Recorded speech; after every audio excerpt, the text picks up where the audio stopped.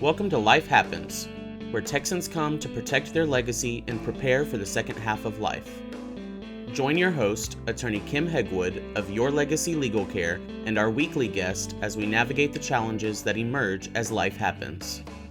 Now here's your host, Kim Hegwood. Good morning and welcome to Life Happens with me, Kim Hegwood, and our very special guest today is Nate Davis. Good morning. Good morning, Kim. And so today we're going to talk about livable home solutions for the aging population. And so, because, the goal always is if you want to stay home, we want you to stay home and we want you to do it well. And so let's kind of start off with one of the things that tends to keep people from being at home. And mobility is probably one of them. And so, can you tell our listeners why it's important, why mobility is so important to help someone, age in place? Yeah, so our goal is basically to keep somebody at home and keep them from slipping back into the hospital system or assisted living communities. So we're working a lot of times with OTs, physical therapists, um, trying to analyze a house environment to reduce the amount of safety hazards that are in the home. But that's ultimately we're thinking about how are we going to keep them in that house as long as possible. And that's why most people approach our company is to do that initial assessment and knowing that we are also the providers of as the contractors that can also do the work. But yeah, it's what we do every day, is keeping seniors safe. So, you work with people that have different health challenges, including those with dementia. And we see a lot of clients that have a dementia related illness in our office. How can your products and services help someone specifically with dementia? Yeah. So first, let's like to talk a little bit about what we provide or what we have as solutions. We do everything from mobility equipment, which may be hospital beds, scooters, power wheelchairs, lifting chairs, to home modifications, widening doorways, remodeling bathrooms, changing bathtubs to showers. And then we also do accessibility equipment, a stair lift, ceiling lifts for those that are immobile and can't transfer themselves from the bed to a wheelchair or vice versa. So we do a variety of services. We also offer some technology, camera systems, and fall alert systems. So with dementia, a person, there's different severity of dementia, but oftentimes mobility challenges accompany somebody with dementia. On the severe side, some dementia patients want to, leave their home and walk out and not know where they're at. And so we have, in some cases, put on special locks that may be difficult for them to unlock in order to leave their house. We had one particular case where the patient or our client, she had a set of spiral staircases to get to her room upstairs, and they were the caregivers were trying to confine her to an upstairs living environment. And so we literally built a wall around the set of spiral stairs and made them disappear to her. She no longer knows that those spiral stairs are there. They bring her up to her upstairs kind of apartment through an elevator, and we've put locking gates on the two back set of stairs to allow her to be able to in her space. She has lots, probably 2,500 square feet upstairs, but that's her home is upstairs now, and she no longer knows those stairs are there. It's a quick job that we did, with also the ability to remove the wall later and bring the house back to its original condition. So, can you give us another examples? I think for normal type examples of what you do in helping people, either with dementia or without dementia, as far as keeping them at home and having those kinds of issues where we have a lot of clients that their loved ones are wanderers. They have a tendency to escape in ways that you can only imagine. Yeah, yeah. So yeah, escapees. We use a special lock that we put on doors. Most times intended for children, but we put it up high. And it's once you know how to unlock that lock, it's very simple, but it's not something that you and I could intuitively figure out. You almost have to be taught how to use it. So those are very creative ways. We put locks on cabinets to keep somebody with, might recognize a cleaning fluid or cleaning liquid as something that may be consumable. And so locking cabinets is another thing that we've done for those with dementia. But then there's also mobility things, getting in and out of bed, hospital bed type of, articulating bed is helpful in that case. Also helpful for caregivers that are taking care of those with dementia. So having a showering system or a way to easily allow a caregiver to help somebody with dementia shower or keep them safe in the shower. We're making modifications to the bathroom environment a lot of times as well. And then access in and out of the house. When they are leaving the house, we want them to be able to easily get out. So the one family I was mentioning with the spiral staircases, we also came back later and put in a large module ramp system so the caregivers can remove her out of the house, and she's still getting socialization activities.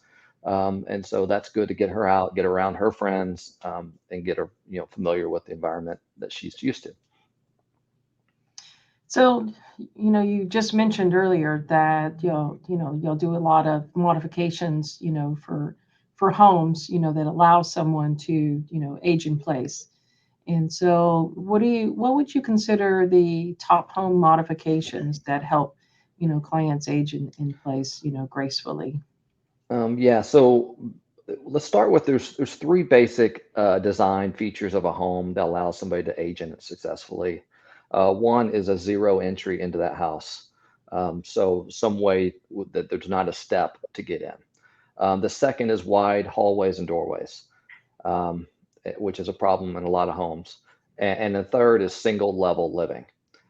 We do not want them to, be able to walk up or have to walk upstairs to the second level.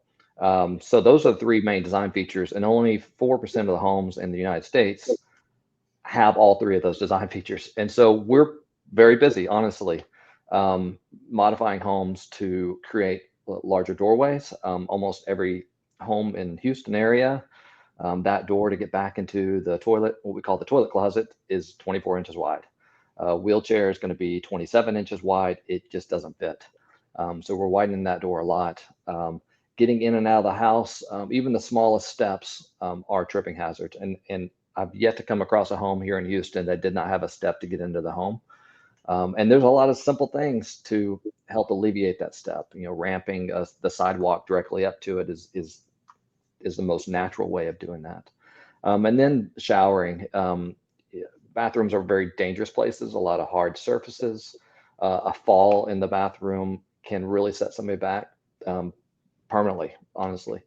So we're making a lot of modifications to bathrooms, taking out bathtubs or taking out the step in a shower. And we always, people come to us and tell us all the time, and when we're modifying a shower, I can make that step. I don't need what we call a zero threshold shower. And we are always the long-term thinkers, and we try to get our clients to think long-term. Like, we don't know what's going to happen next week or next month. We may all be in a wheelchair and may need a shower chair that rolls into that shower. So let's plan for that now and not have to come back and do it later. Those are the conversations we have constantly, is thinking about 10, 15, 20 years from now, living in that home. Yeah, I can appreciate the doorways. When I bought my first house after my grandparents started to decline, I'm telling the builder, my grandparents may be living with me, so we need to make sure that, just need you to keep that in mind, that this downstairs study may end up being a bedroom. So we put the closet in instead of no closet, things like that. But it wasn't until, my grandfather had to come to the house after my grandmother had passed away, and he was actually in a wheelchair, and we couldn't get him into the bathroom. Yeah. And I went, great. How did I manage to get everything except the doors? The shower, has a seat in it, all kinds of things that we did, but they still left the doors regular size. So I can appreciate that. That was the one thing I thought, geez, this is just not a good thing to have occurred.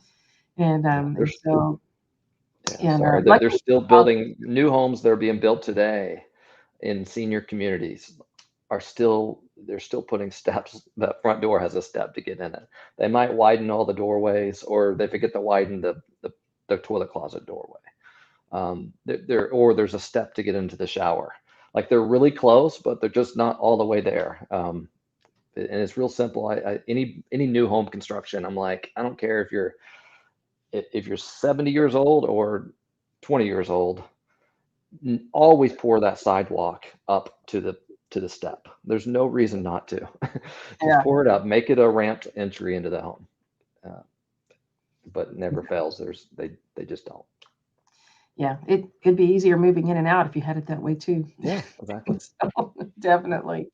So I guess the big question is these mobility solutions and home modifications, are they covered by Medicare or insurance? I mean, are we paying out of pocket for all this great stuff? What's the cost? Unfortunately, very few of what we do is covered by insurance.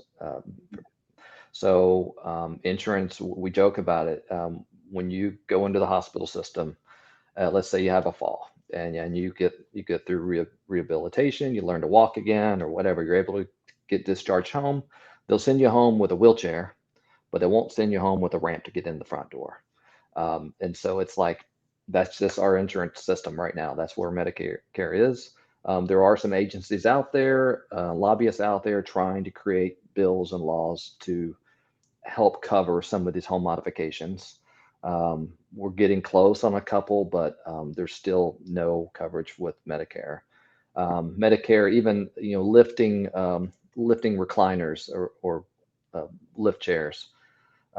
Medicare does cover part of that, but they only cover the motor part of the chair, which is a very small percentage of the cost. And I'm not even sure how you break out the motor.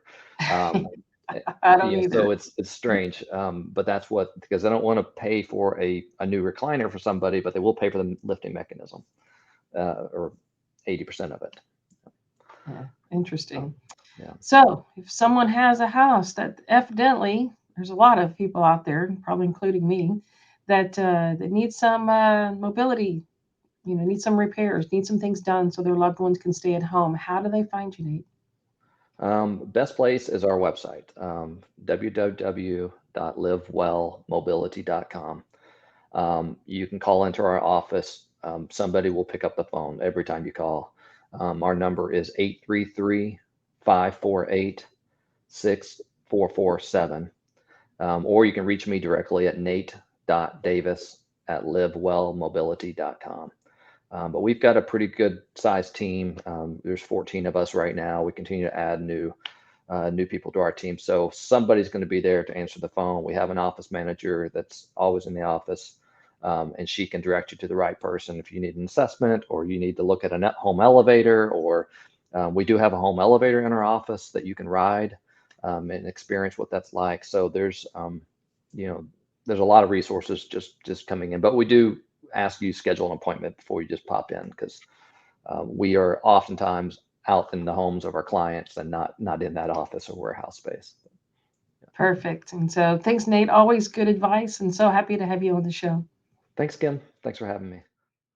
Thanks for tuning in to this week's episode of Life Happens with Kim Hegwood. Be sure to tune in every Thursday at 10 a.m. wherever you listen to your podcast as we navigate through the challenges that emerge as life happens. The content of this podcast does not establish an attorney-client relationship or constitute attorney-client privilege, legal, medical, financial, or any other professional advice.